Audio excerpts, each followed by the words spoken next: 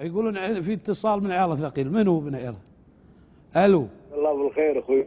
يا انت وينك انت؟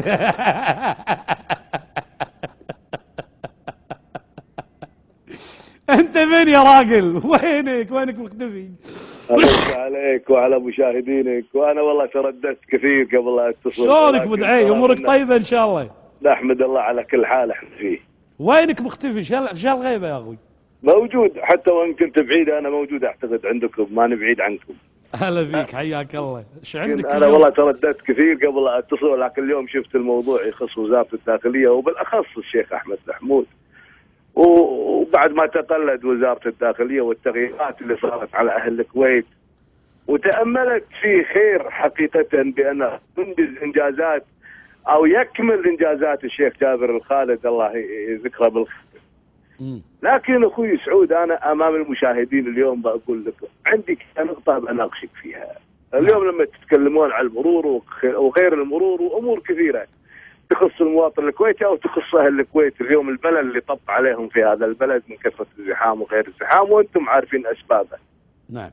لكن ان تصل يعني في عهد الشيخ احمد الحمود، اليوم احمد الحمود اللي احنا نشوفه، الشيخ احمد الحمود اللي نشوفه يتقلد وزاره الداخليه عن. نعم. يقطع ودعي عندك التلفون. هلو. هذه الامكانيات المتاحه لنا عاد الشركات. عيد كلامك محمد لانه قطع الاتصال. انا اقول الشيخ احمد محمود اليوم يتقلد وزاره الداخليه يختلف اختلاف كلي عن الشيخ احمد الحمود اللي تقلدها بعد الغزو الغاشم. شو اللي فرق؟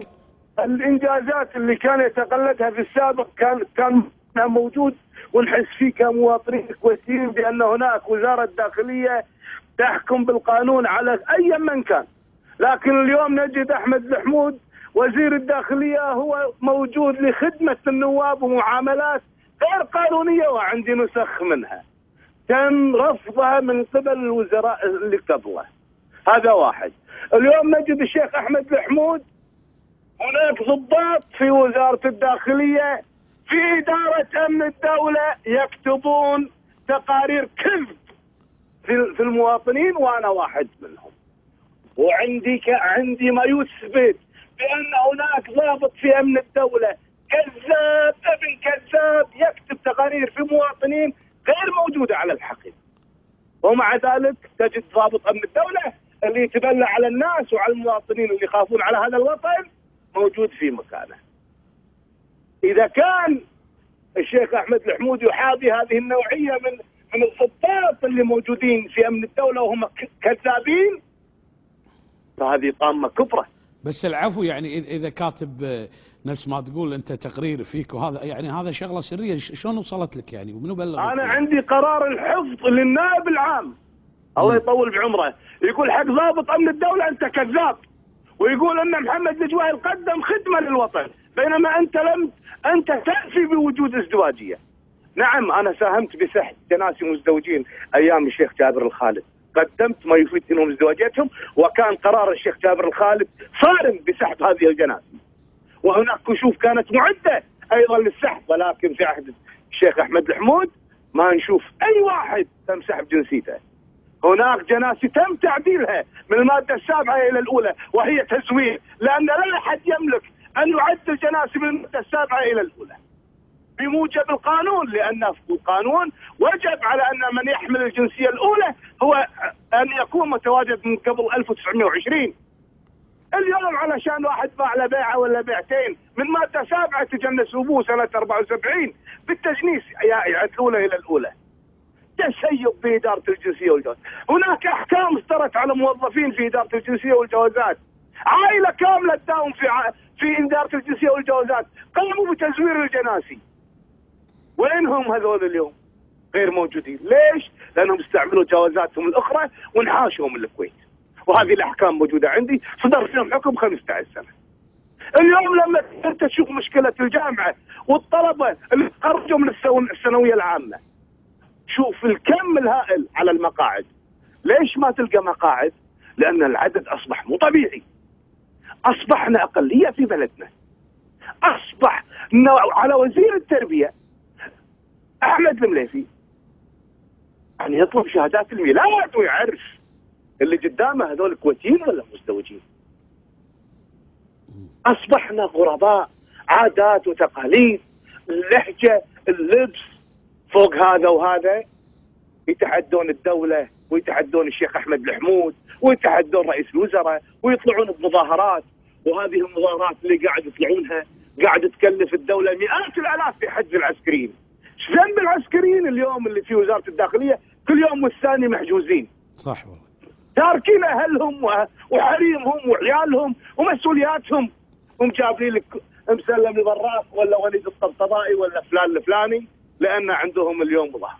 وزير الداخليه يقول راح انفذ القانون ولا يوجد تظاهره الا في ساحه الاراده، ونستغرب نشوف الشيخ احمد حمود قاعد جاب سيارته ساحه الصفات يم ساحه البلديه لغايه ما يخلصون تظاهرهم. اين الكلام اللي تقوله يا شيخ احمد الحمود؟ انت لما تطق بعصا مره واحده اكسر ظهر واحد الكل ينحاش، مره واحده اسحبهم وقطهم بالنظارات والادارات، وشوف هذول كويتيين ولا مو كويتيين. اللبس لبس سعودي، اللهجه لهجه عراقيه، اشكال والوان في هذا البلد طعنه. اليوم يهددونا في يوم 16 اللي هو الربيع العربي، طز فيكم وطز بربيعكم العربي اللي تتكلمون عنه اذا كنتوا تقصدون الدوله. الكويتيين اصبحوا اقراض، وتي حق النواب اهل الكويت للاسف ما تلقى منهم الا القله اللي يحس بمعاناه الكويتيين. انا اقول حق الشيخ احمد الحمود وزير الداخليه، هل يوجد عندنا نائب في البرلمان جنسيته ماده 7؟ جاوب، وبجوابك كانه ضحك اهل الكويت، يا ان اهل الكويت يصفقوا لك. جاوب، هل اللي موجودين تحت قبه عبد الله السالم هذول النواب بالتاسيس كلهم؟ نبيك تجاوبنا على هذا الجواب يا شيخ احمد الحمود.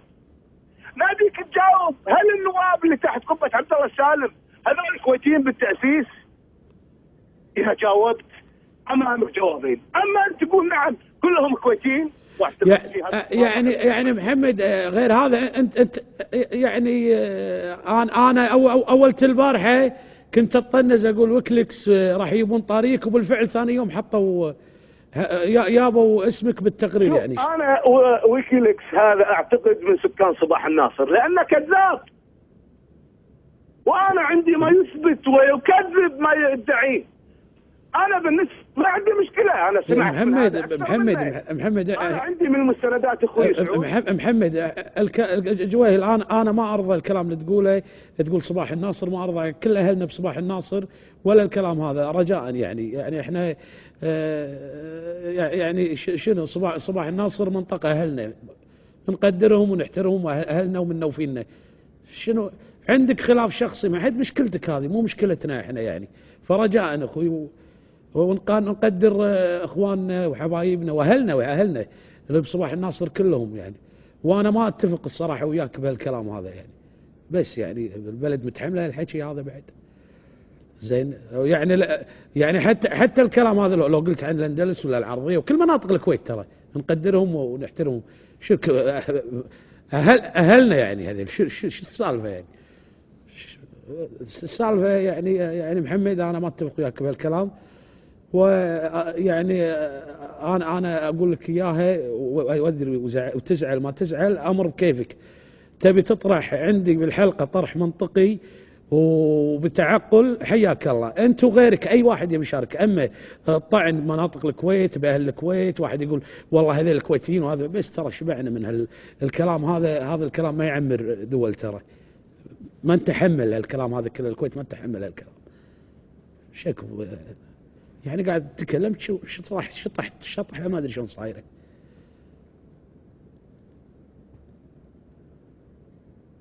فاصل.